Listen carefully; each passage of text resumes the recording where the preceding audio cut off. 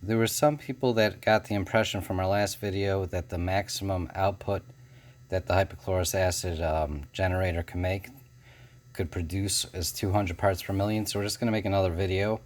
On the last video, we actually used half of the recommended amount of salt, and we ran it at a shorter period of time.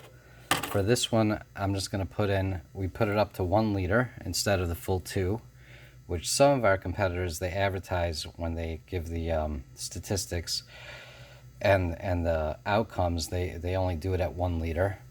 But we're going to do it at 1 liter just to show that the concentration that it could make, and it could make a much higher concentration than just 200 parts per million if that's what you want. Now for this, we're going to add in, I'm going to do 3 scoops of salt. It's hard to get a full scoop out of here, coming in like half scoops.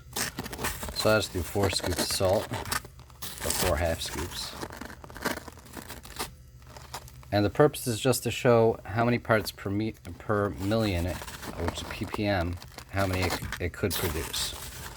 And it could produce even more than this if you run it for longer and if you add more salt. So for this, we're going to add a little bit of vinegar.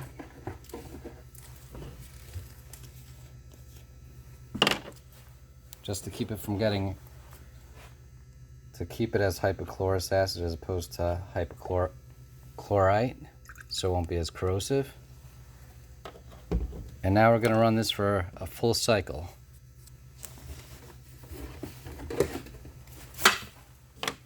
First mix it around. Ideally, you want the salt to dissolve prior to running it.